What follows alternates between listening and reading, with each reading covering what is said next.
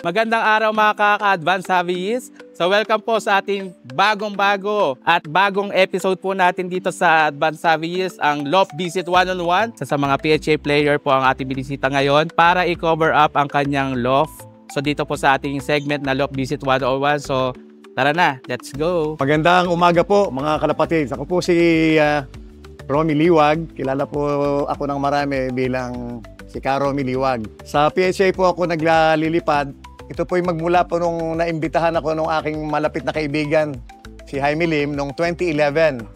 Bali, aktibo po akong naglipad sa loob ng 12 taon. Ngayon po, natigil ako, magdadalawang taon na. Nagkaroon po tayo ng konting mga health issues nung nakaraan. Pero babalik po ako, huwag po kayong mag-alala. Kahit po maliit lang akong player, hindi po nawawala yung aking damdamin sa karera ng kalapate. Nagsimula po ang aking hilig sa pagkakalapate. Magmula pa po ako nung bata dahil sa aking ama na nagkakalapate noong mga panahon na yon. Yun lang po yung maigsing istorya kung bakit ako napahilig sa pagkakarera ng kalapate.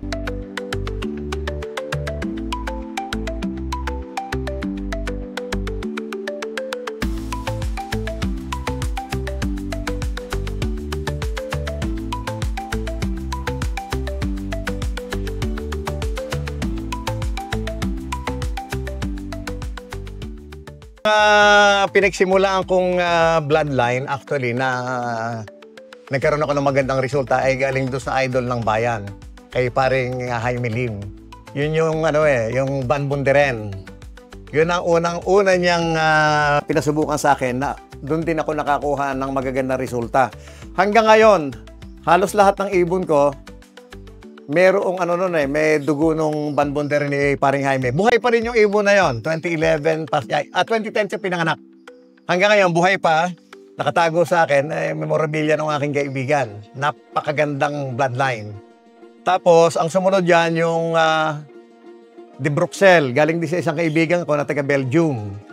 Tapos, yung galing kay isang kaibigan ko, kay JK, sa magandang kalapati din yon. Yung sablon niya, saka yung sablon ni Kirby Chua. Meron din akong ibon na galing kay Uncle Cha. Yung kanyang Milky na ang alam kong linya noon ay Vandenbroek. Saka yung nagpanalo sa akin noong 2017, siyam lang ata kami nang nakapasok noon eh. Ang alam kong bloodline noon is Vandenbroek din pero Blue Bar. Then pinakabago ko yung Gelema na maganda na resulta. Yung mga nakabili sa akin, sinasabi okay daw. Pero sa akin, hindi pa ako nagpanalo ng major prize doon. Pero Romy, pwede mo ba kami i-lofter sa inyong loft? Siyempre. Ikaw pa, malakas ka sa akin. So ito po yung... Ito yung mga breeders at mga nanalo. Ayan. Andiyan na rin yung mga imports. And sex po ito. Okay. Yun ang galing kay Jaime pa, yan, no? Ayun yung matanda. Oo, 15 years old na yan. Naka-advance hobbyist pa yan.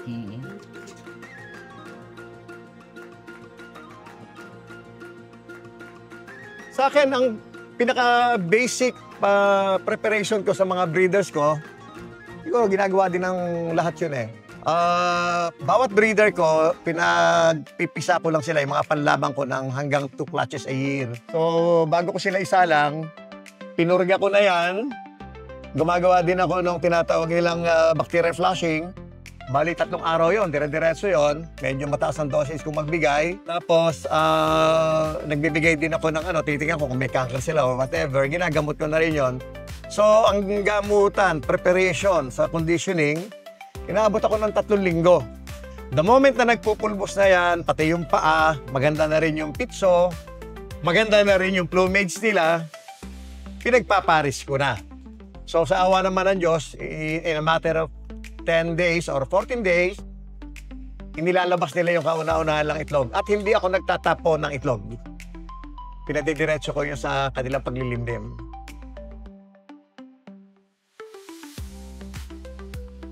Simulan, bago mag-road training, siyempre, simulan muna natin doon sa pagpapaamo, no? Sa akin, bago ko sila ilagay sa viewing, doon sa itaas, kung saan ko sila nilagay doon sa racing loft, nagbabakuna na kagad ako ng PMB. Ang ginagamit ko yung Hiprabiar.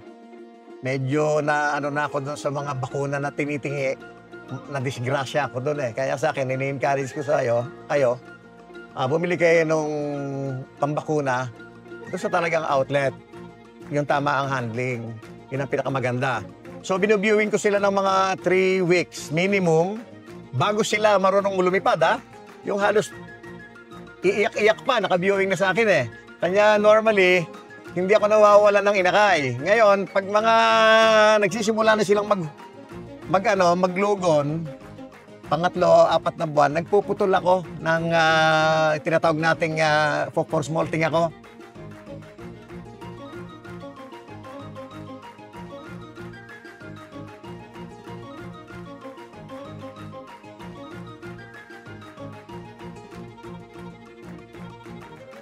Ngayon, pagdating ng 5 buwan yan, tumubo na lahat, sinisimulan ko silang i-train ng minimum 5 kilometers, north, south, east, and west. Palayo ng 5 kilometro. Pagdating ko sa pang 20 kilometro na distansya, binibigla ko na yan ng doble. Minsan may nawawala, minsan wala. Parte naman ng ano yan paglilipad. O karamihan ng mga natira doon, maabot naman sa first lap.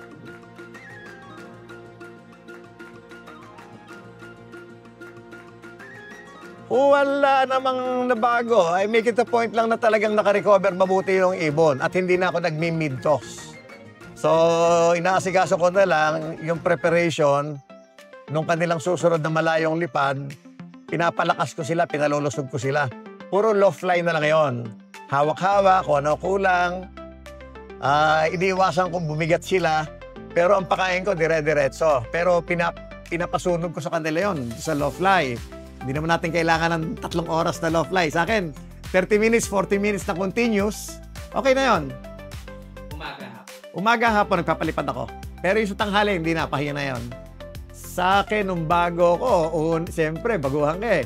Unang training, ako ang present. Ayun, sumakit ang ulo ko.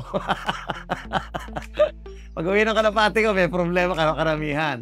So, nung matuto na ako, hindi ko naman sinasabing umiwas kayo sa road training sa una. Wala naman sasakyan, di ba? Ako, nagpapalipas ako ng 2 linggo. Bago ako magkarga. Kumisan, lagpas pang 2 linggo. Nangyari yon nung 2014.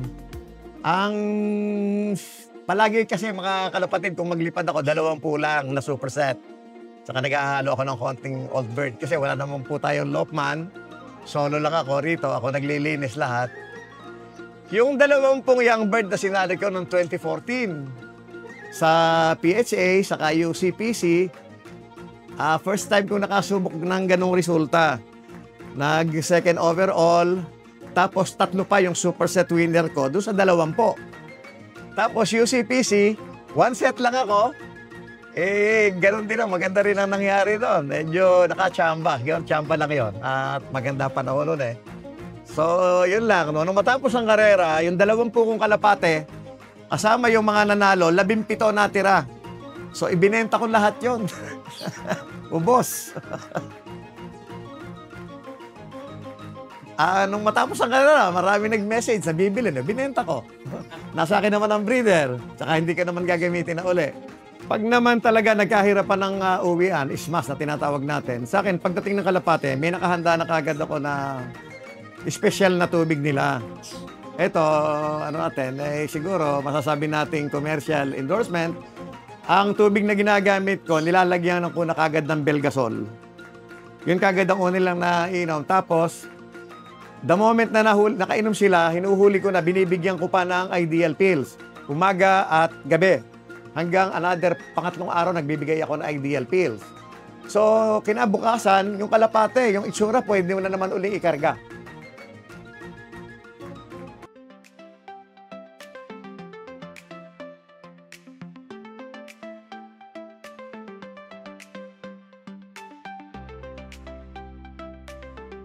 Lalo na yung nagpuputik yung paa, yung nakitanim muna sa bukid bago umuwi. Pag nakita ko yan, gano'n ang itsura nila, hindi ko na hinihintay yung kinabukasan. Yung araw na yun, binibigyan ko na ng preventive dose ng antibiotics. Mabuti na yung nauna ka. Kaysa kinabukasan, tumae pa ng berde yan, tagilid ka na.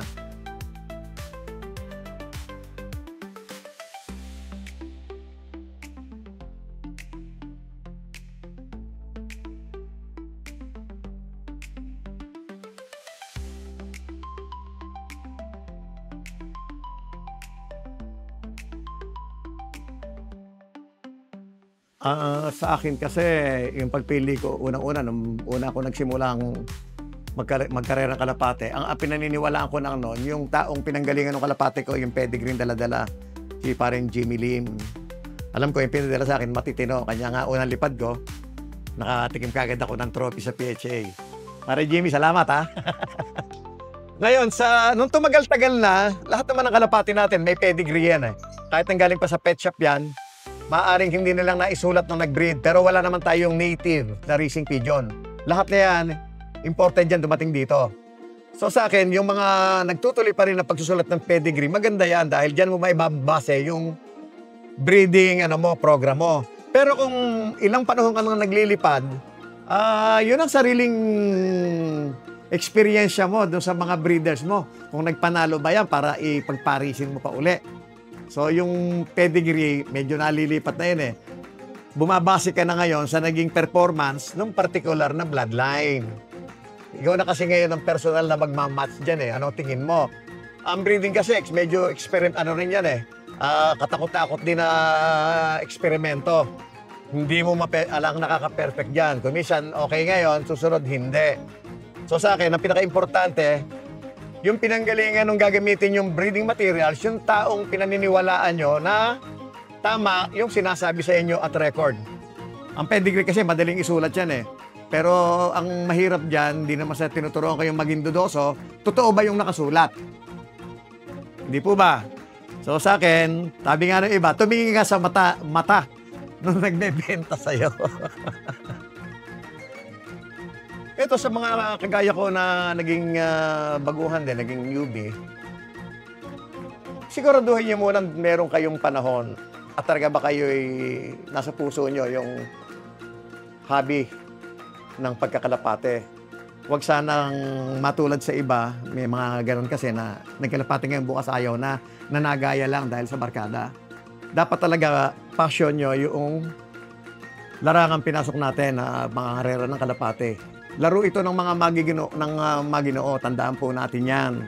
Maglaro po tayo para mapagbigyan natin yung ating hilig, yung ating gusto. Huwag po tayong maglaro para ma-impress yung iba o para manalo. Yung pong yung panalo po, kadalasan po yan, bonus na lang doon sa ating pagtsatsaga. I-enjoy po natin yung sports. Huwag po tayong tumutok lang doon sa karangalan, sa panalo, lalo-lalo na sa pera. Maglaro po tayo para pagbigyan yung ating passion na maging isang karerista sa himpapawid. Masarap po yun.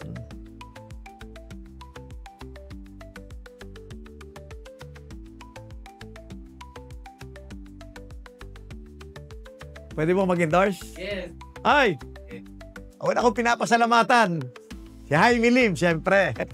Dito po, nagpapasalamat ako sa Wingmaster, sa ating sponsor. Maganda po naging resulta ng aking pagpapalahi ngayon sa aking mga inakay dahil po dito. Balansyado ang ingredients, tinimpla ng tunay na animal nutritionist, hindi ibinasa sa mata ng may-ari ng kalapate na maganda kulay ng butil. Nasa nutrients inside po ang patunay ng Wingmaster. Subukan po natin, hindi po kayo magsisisi.